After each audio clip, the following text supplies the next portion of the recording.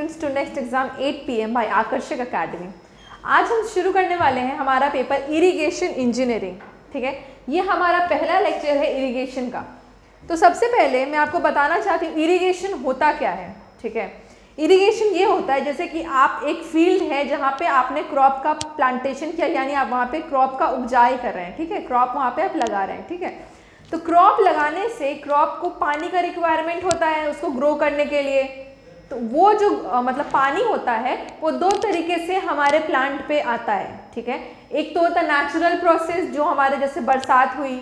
ठीक है, जैसे आप किसान को सुनते होंगे बोलता है इस बार बारिश कम हुआ तो हमारा फसल उपजाऊ नहीं हुआ। ठीक है, तो वो डिपेंडेंट होते हैं मेरे। एक होता है नेचुरल प्रोसेस। ठीक है, हमारा इरिगेशन क्या है कि हम लोग आर्टिफिशियल प्रोसेस से हमारे क्रॉप तक पानी पहुंचा रहे हैं। ठीक है, कि हमारे आर्टिफिशियल प्रोसेस। अब वो आर्टिफिशियल प्रोसेस कैसे हुआ देखिए, मान लीजिए ये हमारा लैंड है, इस पे हमने क्रॉप्स लगा रखा है।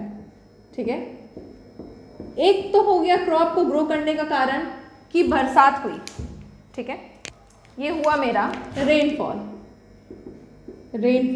इसको हम लोग बोलते हैं नेचुरल प्रोसेस। ठीक है, ये बरसात हुई और इस वजह से मेरा क्या हुआ कि इस बार मेरी फसल अच्छी हुई। ठीक है, जैसे बहुत बार ऐसा होता है हमारा ड्रॉट सीजन आता है जिस बार हमारा रेनफॉल नहीं होता है, तब हम लोग क्या करते हैं हमारा आर्टिफिशियल प्रोसेस, यानी कि हम क्या करते हैं लेक्स बनाते हैं, डचेस बनाते हैं, यानी खड्डे वड्डे बनाते हैं। उससे हम क्या करते हैं कि हमारे लैंड में हम लोग पानी को भेजते हैं जिससे मेरा जो क्रॉप प्रोडक्शन हो उसमें कोई भी हमारे हानि नहीं आए, उस साल भी हमारी फसल उतनी ही उपजे। वो कैसे होता है, जैसे कि हम लोग क्या करते हैं पानी को स्टोर करके रखते हैं। ठीक है, आपने सुना होगा डैम्स, रिजर्वॉयर। फॉर एग्जाम्पल जैसे मैं बता देती हूँ आपको, डैम बना के बताती हूँ। इस तरीके कुछ आप एक स्ट्रक्चर देखते होंगे। ठीक है, इसको हम लोग बोलते हैं मेरा डैम्स। इस तरफ पानी मेरा स्टोर होता है, इसको क्या बोलते हैं अप साइड। इधर क्या होता है डाउन साइड। डैम क्या करता है पानी को मेरा स्टोर करता है। जैसे कि डैम का क्या यूज होता है, पानी को स्टोर करता है। जैसे किसी सीजन में अगर बरसात नहीं हुई तो क्या करते हैं डैम के ऊपर एक गेट लगा रहता है। ठीक है, इस गेट को हम ओपन कर देते हैं और पानी को अलाउ करते हैं कि वो मेरा पास कर सके। ये हो जाता है मेरा डाउन साइड, यानी पानी यहाँ से मेरा पास कर जाता है। ठीक है, और कभी कभी ऐसा होता है फ्लडी सीजन यानी एक्सेस रेनफॉल हो गया तो हम लोग क्या करते हैं इस गेट को क्लोज कर देते हैं। ठीक है, ताकि मेरा पानी स्टोर रहे और मेरा फ्लड नहीं आए। ठीक है, तो मेरा जो डैम होता है दोनों केस में काम आता है। अगर मेरा एक्सेसिव जिस साल बहुत ज़्यादा बरसात हुई तो मेरा क्या काम करता है डैम पानी को स्टोर कर लेता है। जिस साल बरसात नहीं हुई तो हम क्या करते हैं डैम का जो गेट होता है उसको ओपन कर देते हैं ताकि मेरा पानी फ्लो कर सके। ठीक है, ये हो गया मेरा डैम का काम। डैम से और मेरा लैंड से क्या रिलेशन है, ये क्या है मेरा लैंड है जहाँ पे हम क्रॉप को ग्रो करेंगे, ये मेरा लैंड है। तो क्या होता है इसमें, ठीक है, कि अब हमारा पानी डैम तो डायरेक्टली लैंड के बगल में नहीं हम कंस्ट्रक्शन करते हैं। डैम आप देखेंगे किसी आउटस्कर्ट एरिया में कंस्ट्रक्टेड होता है जो बहुत ही दूर होता है हमारे मतलब क्राउडेड एरिया से। वहाँ डैम से मेरा लैंड तक पानी आने के लिए हम बहुत सारा स्ट्रक्चर बनाते हैं। जैसे कि हम कैनाल बनाते हैं। ठीक है, हमने क्या किया कैनाल बनाया। ठीक है, कैनाल यानी नहर बनाते हैं। फिर उससे हम लोग क्या करते हैं डचेस बनाते हैं। डचेस यानी खड्डे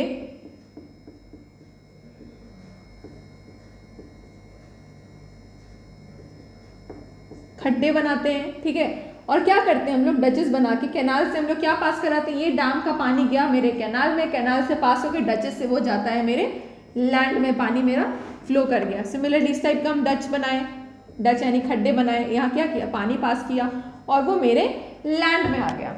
ठीक है, तो बेसिकली ये क्या हुआ मेरा आर्टिफिशियल प्रोसेस। हम क्या किए इरिगेशन को हम किस तरीके से डिफाइन कर सकते हैं कि artificial application of water to the land. ये हम क्या प्रोवाइड कर रहे हैं हम लोग आर्टिफिशियल प्रोसेस। आर्टिफिशियल बोल सकते हैं इसको या मैन मेड जो हम लोग प्रोवाइड कर रहे हैं लैंड में। ठीक है, तो इरिगेशन को हम कैसे डिफाइन कर सकते हैं? इरिगेशन क्या हुआ, जैसे कि मैंने बताया कि आर्टिफिशियली हम पानी को हमारे लैंड पे पहुंचा रहे हैं ताकि मेरा क्रॉप का प्रोडक्शन अच्छा हो, इसको हम लोग बोलते हैं इरिगेशन। इरिगेशन को आप हिंदी में बोल सकते हैं सिंचाई, पानी का सिंचाव, ठीक है। इरिगेशन को हम हिंदी में बोलते हैं सिंचाई, कि हम अपने पानी का सिंचाई कर रहे हैं लैंड में। तो इरिगेशन को हम डिफाइन कर सकते हैं इस तरीके से, इट इज द आर्टिफिशियल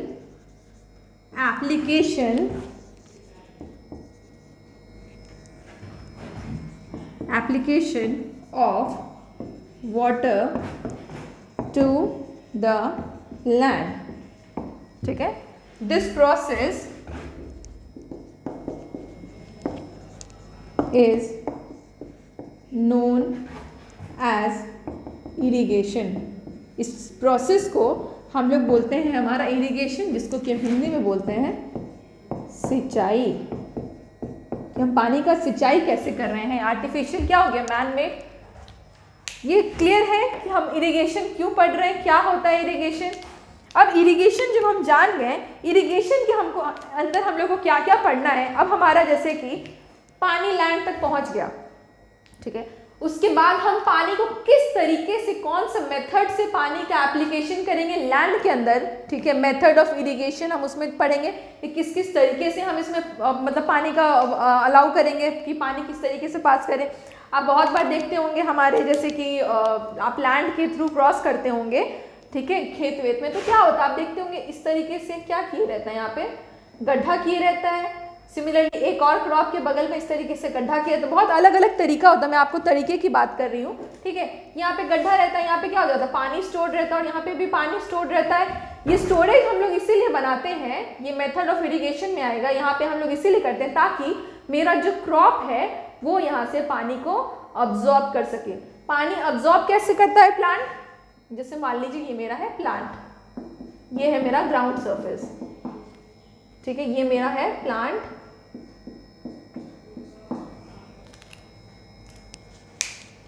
और ये मेरा है रूट्स, ये मेरा रूट्स हो गया।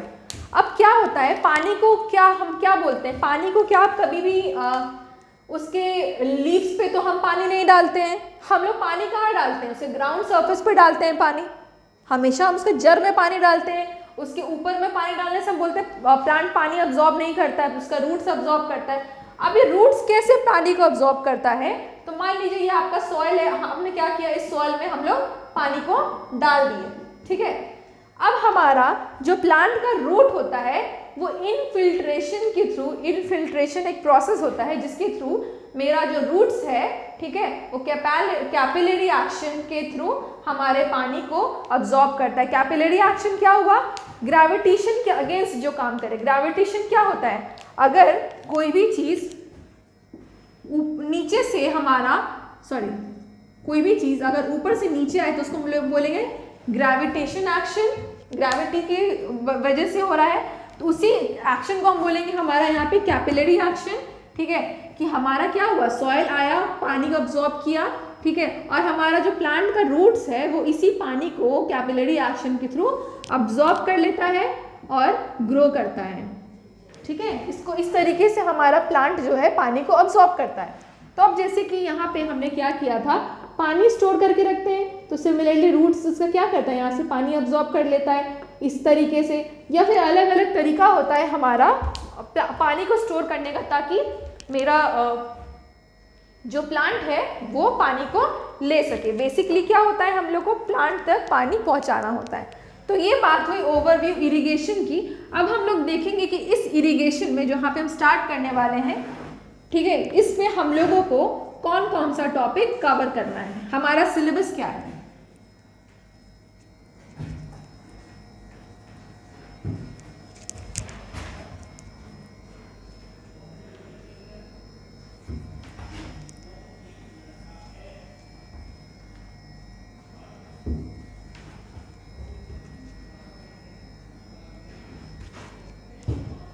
तो आइए देखते हैं।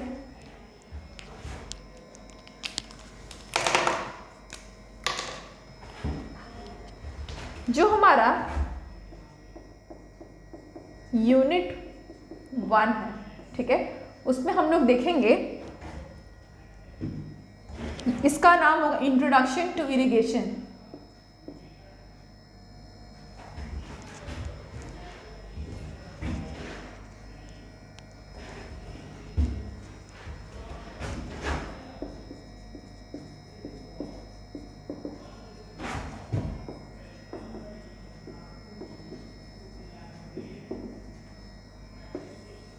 इसमें हम लोग कौन कौन सा हमारे टॉपिक्स देखेंगे?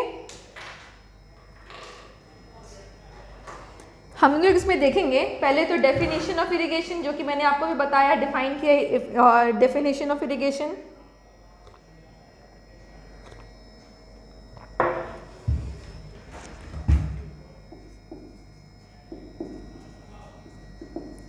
डेफिनेशन की डेफिनेशन हमारा क्या, इरिगेशन ये क्या होता है, एडवांटेजेस ऑफ इरिगेशन देखेंगे,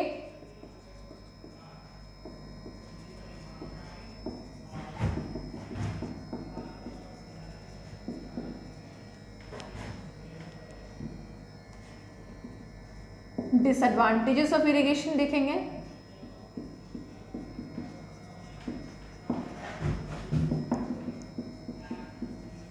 डिसएडवांटेजेस देखेंगे, फिर हम लोग देखेंगे कि method of irrigation, method of irrigation जिसकी मैं अभी बात कर रही थी, मेथड ऑफ इरिगेशन क्या हो कि पानी का सिंचाव हम अपने लैंड में किस तरीके से कर दे। जब हमने आर्टिफिशियल एप्लीकेशन किया, यानी कि अगर हम जब पानी को डैम से हमारे लैंड तक ले आए, उसके बाद हम उस पानी को हमारे लैंड में किस तरीके से डाल रहे हैं, उसको हम लोग बोलते हैं हमारे मेथड ऑफ इरिगेशन।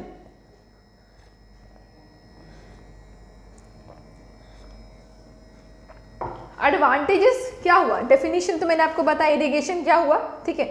एडवांटेजेस में क्या होता है हमारा कि हम इरिगेशन करने से हम लोग का क्या एडवांटेज होता है, ठीक है। जैसे कि 2-3 पॉइंट आप देखिए, इरिगेशन करने से क्या होगा कि हमारा क्रॉप का प्रोडक्शन ज़्यादा होगा। अगर मेरा ज़्यादा क्रॉप का उपजाऊ होगा, फार्मर्स ज़्यादा बेचेंगे तो रेवेन्यू ज़्यादा जनरेट होगा, ठीक है।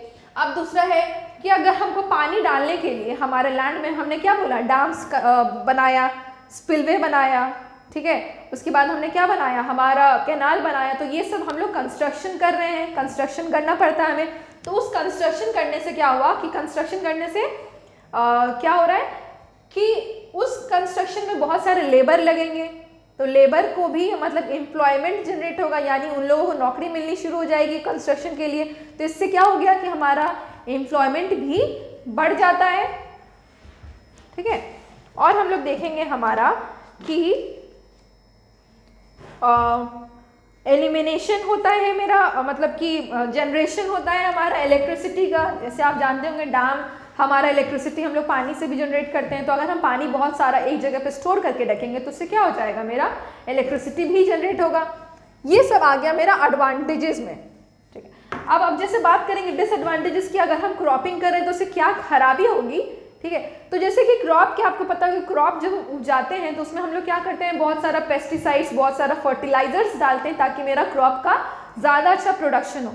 बट हम लोग उसका इल इफेक्ट नहीं देखते हैं। इल इफेक्ट मतलब कि यानी अगर हम फर्टिलाइजर्स डाल रहे हैं तो क्या करता है, सॉइल अब्जॉर्ब कर लेता है। सॉइल के अंदर क्या होता है, मॉइस्चर होता है, मतलब ग्राउंड वाटर टेबल क्या सॉइल में ही होता है, तो उससे क्या हो जाता है कि वाटर जो है वो भी हमारा फर्टिलाइजर्स को अब्जॉर्ब कर लेता है, जिसकी वजह से हम क्या करते हैं, उसी पानी को हम ग्राउंड से निकाल के यूज़ करते हैं उसको प्योर करके।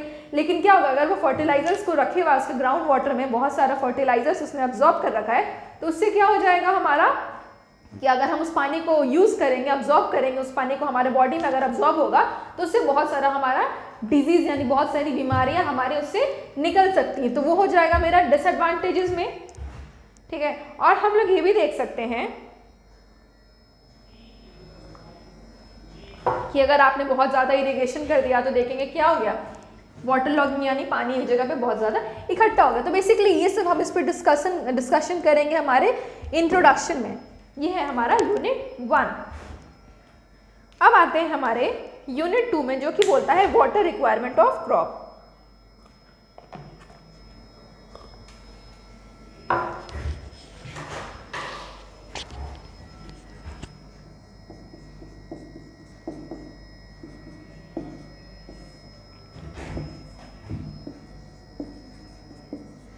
हमारे क्रॉप को कितने पानी की ज़रूरत है, इसको हम लोग बोलेंगे वाटर रिक्वायरमेंट ऑफ क्रॉप, कि हमारे क्रॉप को कितने पानी की ज़रूरत है। इसमें हम लोग डिस्कशन करेंगे क्रॉप पीरियड यानी कि जब से हम क्रॉप लगा रहे हैं और जब हमने उसको हार्वेस्ट कर दिया उस बीच में हमारा कितना टाइम लगा, बेस पीरियड, सर्टेन फैक्टर्स जैसे कि डेल्टा, ड्यूटी, ये सब मैं आपको एक्सप्लेन करूंगी, बहुत ही अच्छा इंटरेस्टिंग है। फैक्टर्स अफेक्टिंग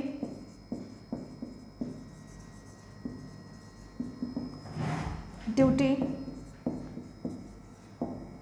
फिर कुछ कुछ डेफिनेशन हम लोग देखेंगे।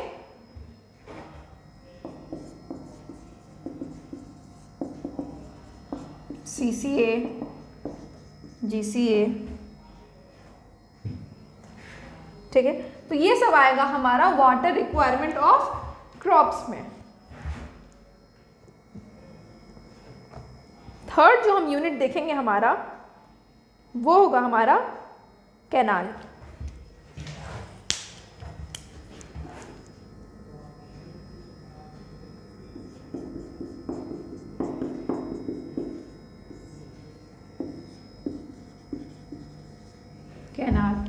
कैनाल को हम नहर बोलते हैं, नहर आपने सुना होगा।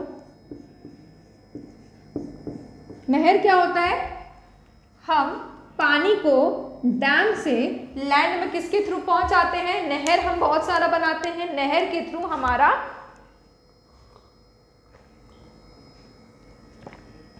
जो पानी है वो हमारे लैंड तक पहुंचता है। तो कैनाल में हम लोग देखेंगे क्लासिफिकेशन ऑफ कैनाल,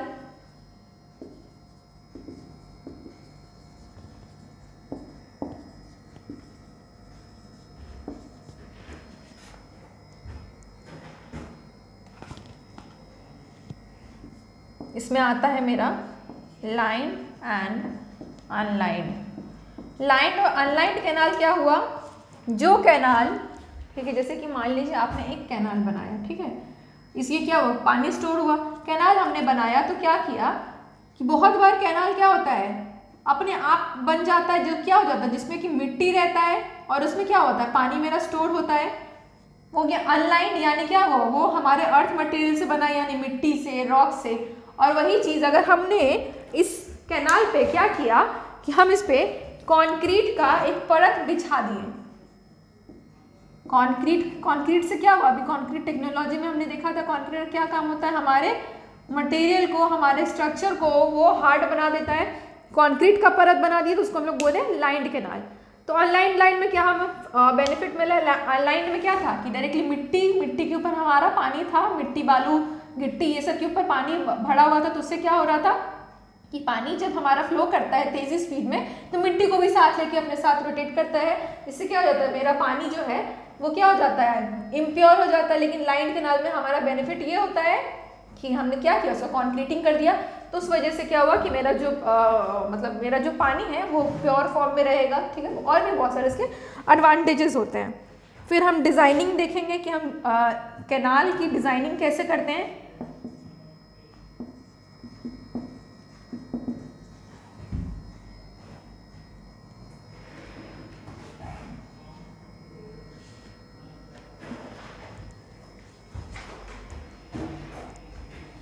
फिर कैनाल लाइनिंग, जो भी मैंने आपको बताया, कैनाल लाइनिंग के बारे में हम पूरा डिस्कशन करेंगे। कैनाल लाइनिंग में हम देखेंगे इसका डेफिनेशन जो कि मैंने आपको बताया,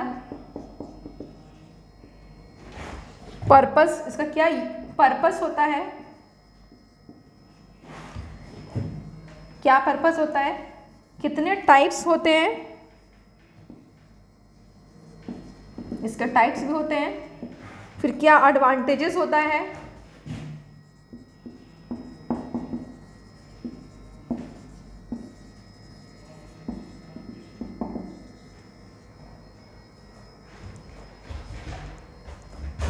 एंड कौन कौन से मटेरियल्स यूज होते हैं, यूज्ड फॉर कैनाल लाइनिंग।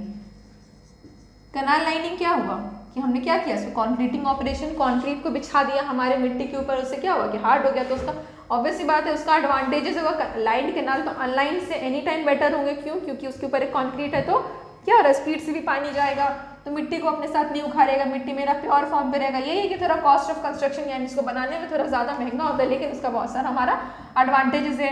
कौन कौन से मटेरियल्स हमारे कैनाल बनाने में इस्तेमाल किए जाते हैं। फिर हम लोग सर्टेन डेफिनेशंस देखेंगे cross drainage works.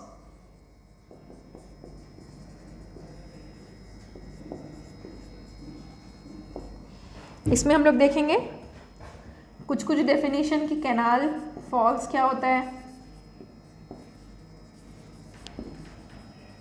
Canal scapes क्या होता है, क्रॉस रेगुलेटर क्या होता है,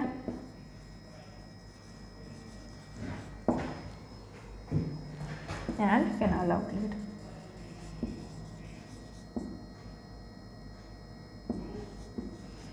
अब इसके साथ ही साथ हम लोग ये देखेंगे कि कितने मार्क्स का ये हमारे एग्जाम में रहता है। तो कैनाल हमारा 10 मार्क्स का होता है, 10 मार्क्स का कैनाल से पूछा जाता है एग्जाम में। फिर इंट्रोडक्शन है, इससे मेरा 4 मार्क्स का पूछते हैं एग्जाम में। वाटर रिक्वायरमेंट ऑफ क्रॉप आ जाता है मेरा 8 मार्क्स। ठीक है, तो ये टोटल कितना, ये अभी 22 मार्क्स का हमने डिस्कशन किया। और बाकी क्या क्या मैं बताती हूँ, अभी इसको मैं इरेज कर रही हूँ।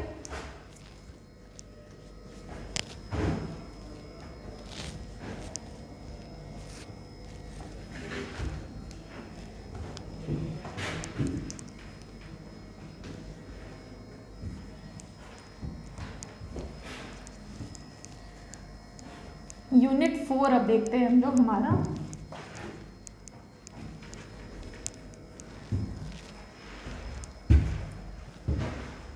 यूनिट 4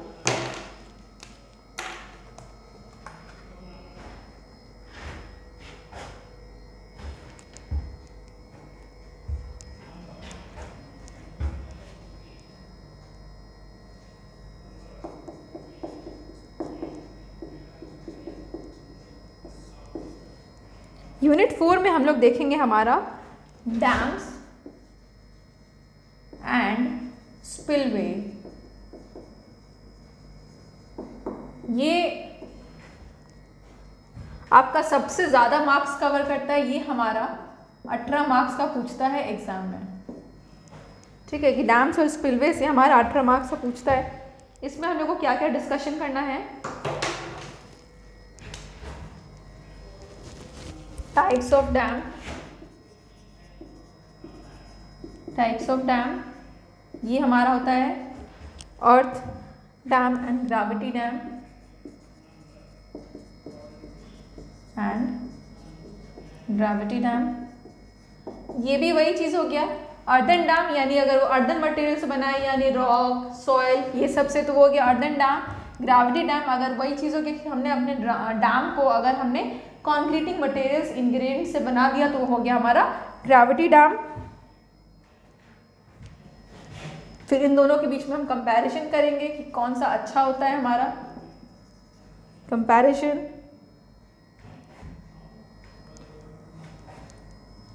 फिर हम अर्दन डैम के बारे में,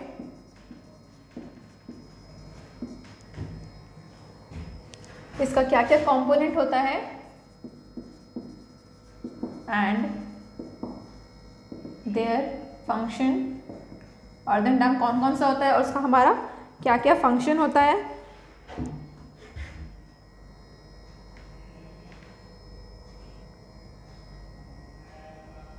मेथड ऑफ कंस्ट्रक्शंस देखेंगे,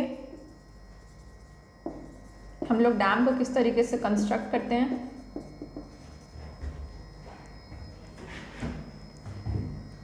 types of failure, earthen dam में हमारा क्या क्या फेलियर होता है, types of failure of earthen dam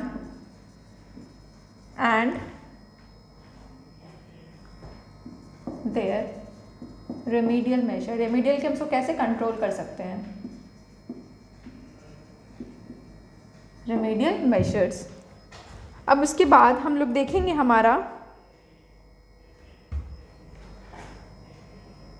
gravity dam. यहाँ पे बात हुआ मेरा टाइप्स ऑफ डैम में, हम लोग पहले बात कर रहे थे हमारे अर्दन डैम के बारे में। अब हम लोग देखेंगे मेरा ग्रेविटी डैम।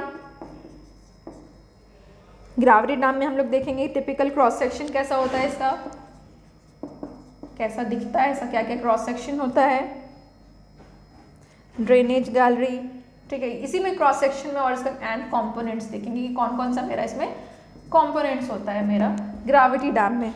उसके बाद हम लोग इसी में देखेंगे, पहला हम लोग देखें types of dam, earthen and gravity होता है, ठीक है। उसके बाद हम लोग देखेंगे मेरा अर्दन डैम किस चीज़ से बना होता है, क्या कौन सा हमारा डैम अच्छा होता है, अर्दन डैम अच्छा होता है या ग्रेविटी डैम अच्छा होता है, कौन कौन उसका कंपोनेंट होता है कंस्ट्रक्शन में, ठीक है। उसके बाद जो हमारा थर्ड टॉपिक इस डैम में आएगा वो मेरा स्पिलवेज आएगा।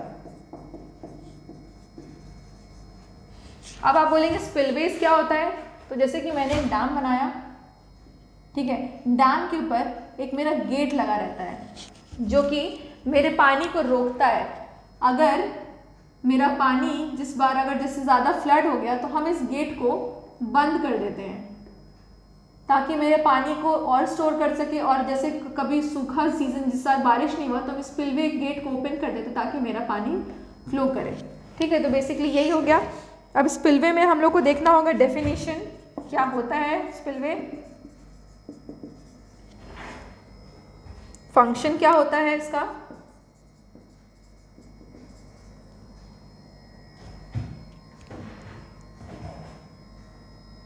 टाइप्स ऑफ स्पिलवे,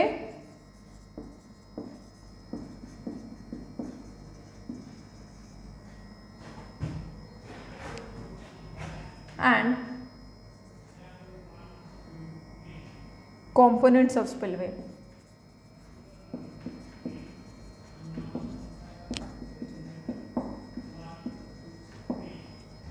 ये था मेरा unit 4।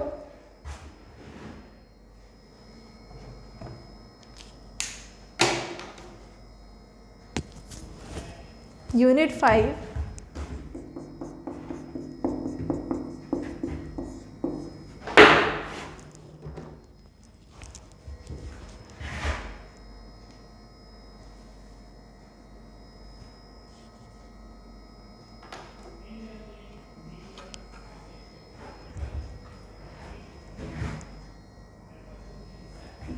Investigation in reservoir planning.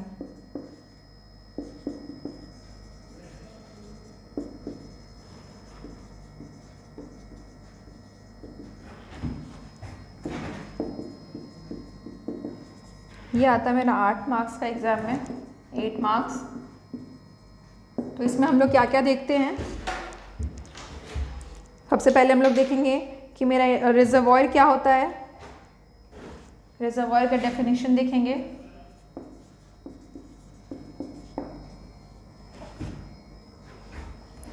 इसमें और हम लोग सर्टेन फैक्टर देखेंगे, सिल्टिंग ऑफ रिजर्वॉयर क्या होता है,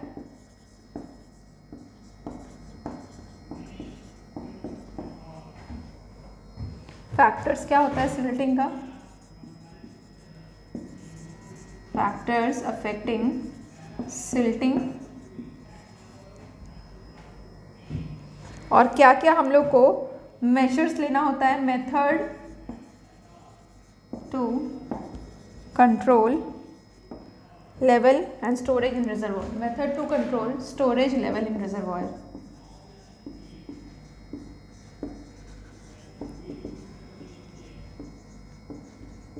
अब देखिए रिजर्वॉयर होता क्या है, पानी क्या होता है इस तरफ स्टोर होता है, जहाँ पे मेरे डैम के जिस साइड में पानी स्टोर होता है उसको हम लोग बोलते हैं रिजर्वॉयर। मतलब रिजर्वॉयर क्या होता है कि हम पानी को वहाँ पे रिजर्व करते हैं, पानी को वहाँ पे हम लोग स्टोर करते हैं, उसको हम लोग बोलते हैं रिजर्वॉयर। उसमें हम लोग देखते हैं सिल्टिंग ऑफ रिजर्वॉयर, ठीक है, क्या क्या रीज़न होता है मेरा सिल्टिंग का, ठीक है, और कितना मेरा इसका लेवल होना चाहिए हमारे पानी के स्टोरेज का, ठीक है, उसको क्या क्या फैक्टर्स मेरा इफेक्ट करता है। ये हो गया मेरा 8 मार्क्स का। फिर मेरा नेक्स्ट है डाइवर्शन हेडवर्क्स। ये बहुत इंपॉर्टेंट नहीं है यूनिट। 6 डाइवर्शन हेडवर्क,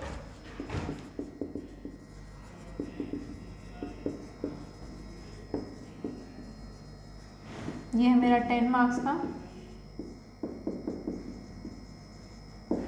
इसमें आप देखेंगे हमारा वियर क्या होता है, बैराज क्या होता है, वियर्स एंड बैराज,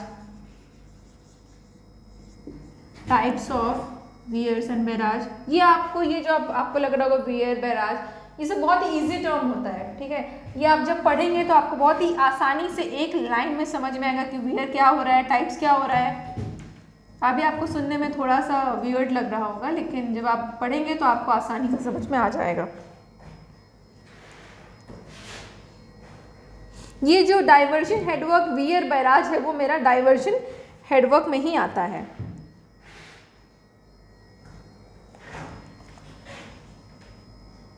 इसमें आप देखेंगे मेरा कैनाल, हेड रेगुलेटर,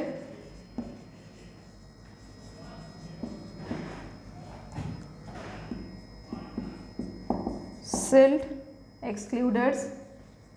सिल्ट हम लोग को कैसे एक्सक्लूड करते हैं हमारे पानी में, अगर सिल्ट आ गया उसको हम लोग कैसे सिल्ट को हटाते हैं हमारे पानी से, क्योंकि सिल्ट क्या होता है, अच्छा नहीं होता है। मेरे पानी में अगर सिल्ट है तो सिल्ट इजेक्टर्स को, उसको फिर हम लोग निकालते कैसे हैं, ठीक है। ये सब सर्टेन टर्म्स आप देखेंगे।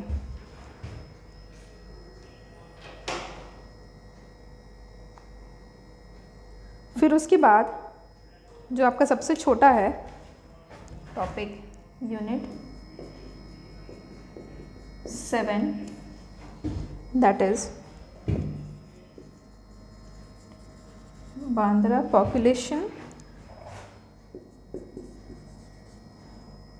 percolation and Bandha percolation tanks and lift irrigation. Lift irrigation ये आपका बहुत ही छोटा सा, ये आपका 6 मार्क्स का है।